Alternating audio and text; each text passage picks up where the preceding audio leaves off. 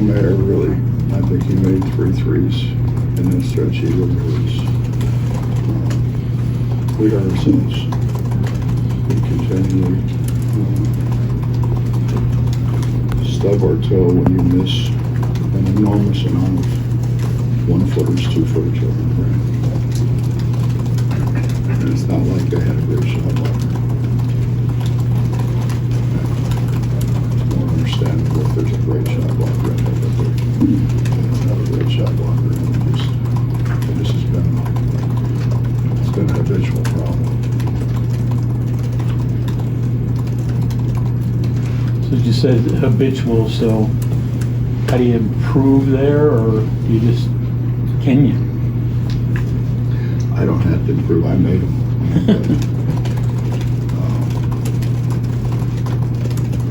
Also, when I miss shots, I got in the gym. They won't feel those, being here, being somewhere, I got in the gym. I hear the ball bounce and I look down there and I want to see one of our guys down there working on his game. It's Kevin Jones or it's Devin Williams or it's Juwan Staten. It's Alex Ruoff. No idea.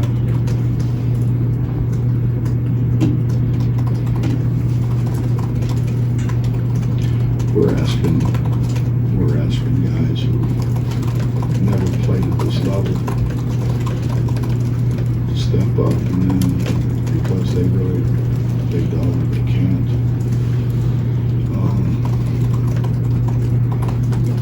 Places a huge burden on JV and Taz and Sean to score. That makes it hard. Which kind of going off that, did you get to a point tonight where you just couldn't really trust any of the bigs? We had DC in the game. We had DC in the game. At the end, when we were down 10, we had to try to make some threes and stop them. DC's not the guy to make a three.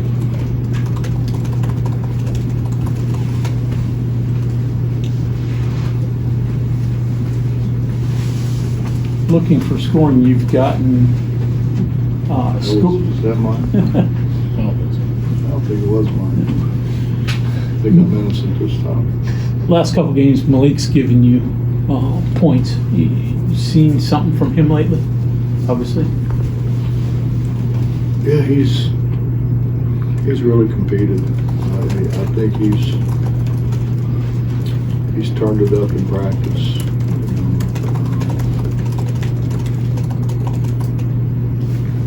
He's really good at getting the ball at the basket.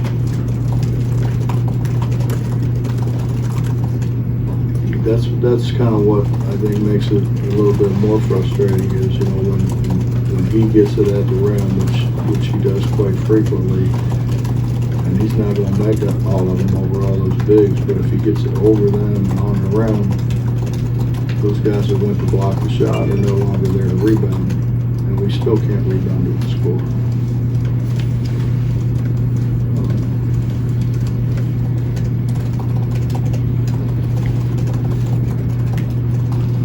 We've just got some areas, you know, that we got to improve. We were horrible free throw shooters, as you know, early, and we shot the free throws pretty well here of late. Those guys are now are coming in early and staying late, shooting free throws.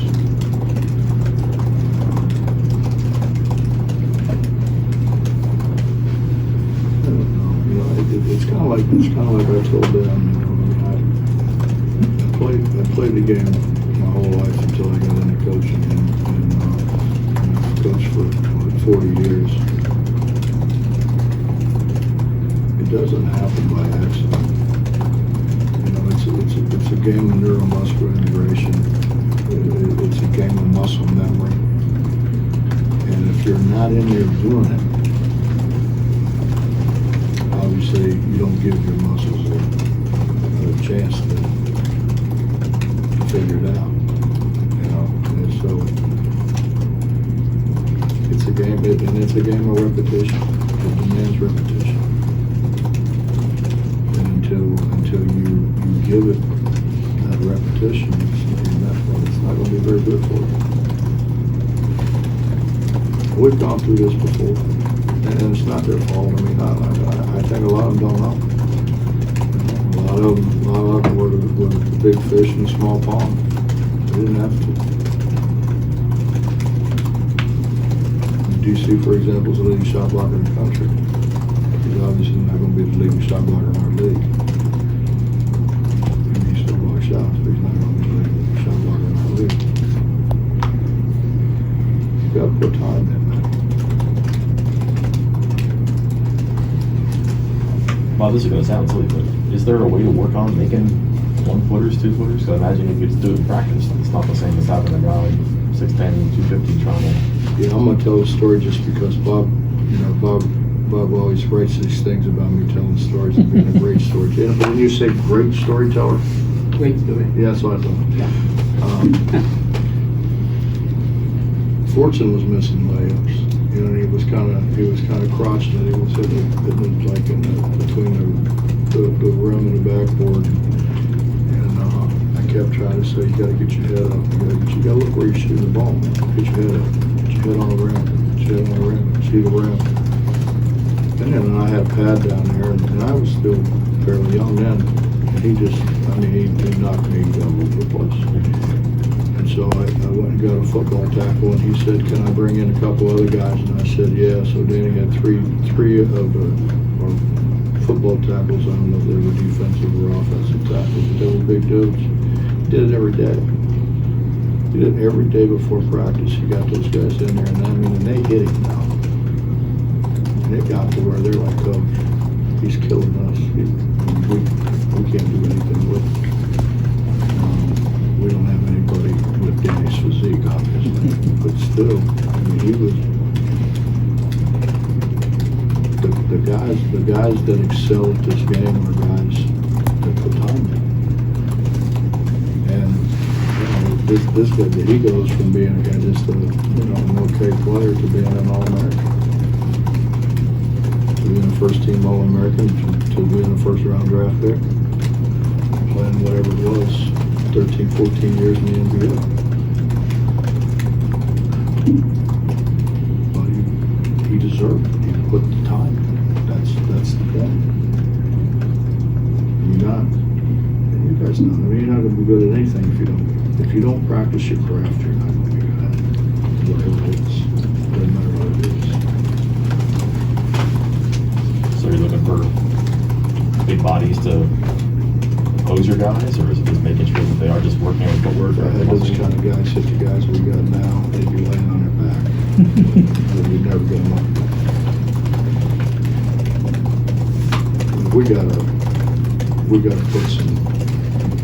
They gotta be able to score through contact. And, I've done this enough. I understand that contact brings them all down. You can have good intentions about putting it in the square, right in the middle of the square, whatever, and when you get hit, that contact brings the ball down. So you have to learn to aim higher if you're going to get contact. Baylor's, It's a good story, not one of my best, but No, I don't want to disappoint you. give me good tonight. first half, early on, Baylor's advantage, points to the fan, I think it was 14-0. How much of that plays into just what you want getting received from the inside guys? How much of a difference does that make? And Justin, what sticks out to me is all the times that we had shots from a foot away and we didn't make them in the second half. It's crazy. And it's like, well, it rolled off the front of the rim. Yeah, it rolled off the front of the rim because you didn't get it over the rim.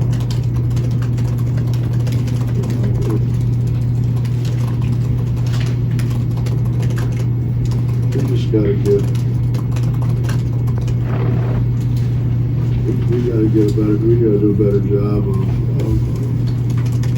the eye of the tiger. I honestly thought with all those bigs that, you know, you can run through, that they would compete among themselves, you know.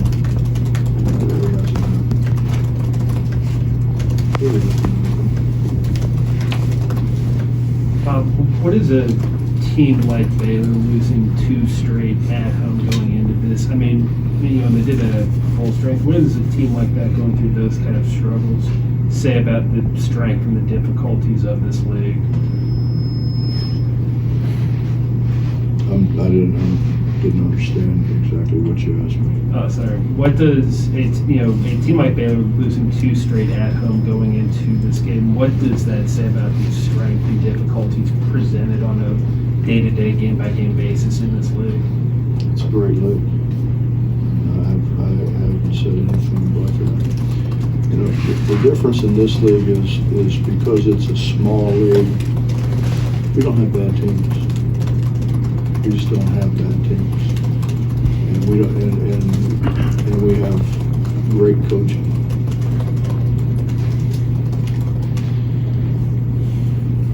You know, when we were in the Big East,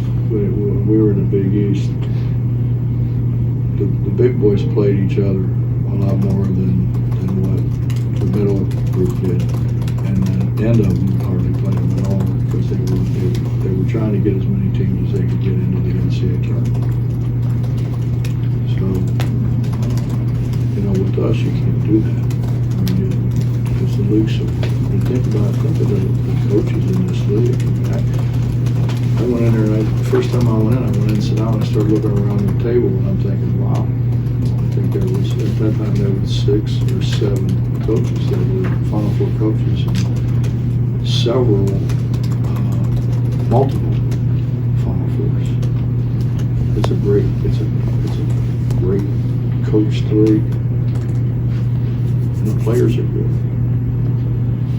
We had this thing that we showed rehearse that didn't come from the league, it came from one of those guys that keep track of such things. This league has had more number 1 picks than any other league. And when you think this is the smallest league, and it had the most first round picks. It also had the most first picks in the draft. It also had the most people drafted. And when you think that this is a 9-10 team league, or and some of those leagues are 20, and this league continues year after year after year, putting more people in the league. It says a lot about the league. It says a lot about the coaching in the league, the recruiting in the league, and how hard the league is. It's hard. We don't have a gimme. There's no gimmies in this league. Like Kansas State, people say, oh, well, what about Kansas State? Kansas State just beat somebody, and they will continue to be beat through the league because Bruce can really coach, and they've got good players.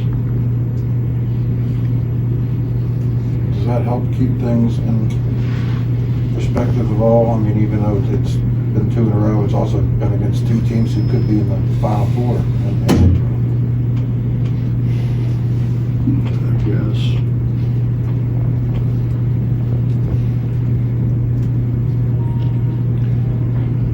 I have a history of looking at the bad and not relishing the good.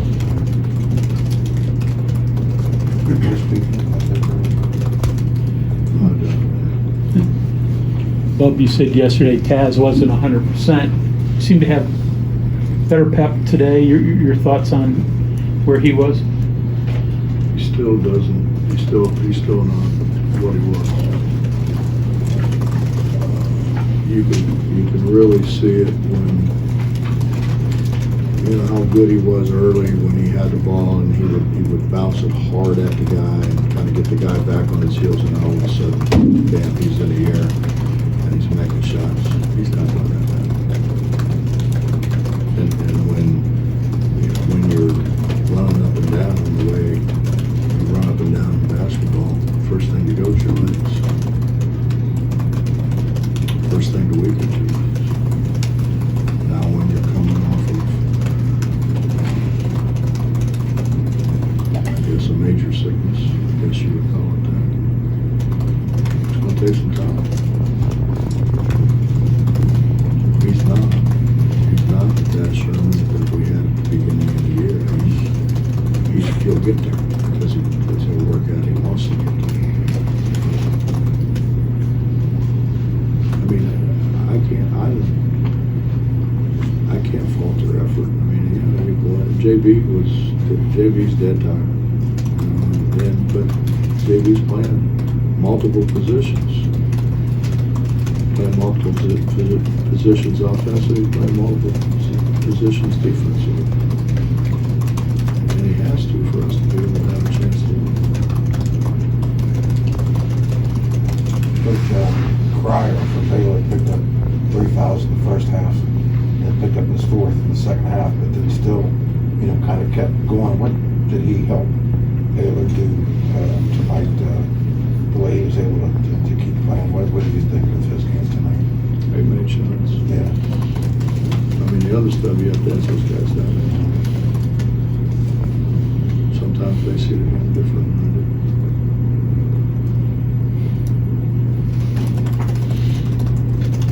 do. Anything else? Bob, Malik's scoring well and shooting a bunch, but I would imagine maybe the next thing for him is taking advantage of that, and then if he can get open, like easy shot, step-in stuff from Taz and Sean, that would certainly help them and the offense too.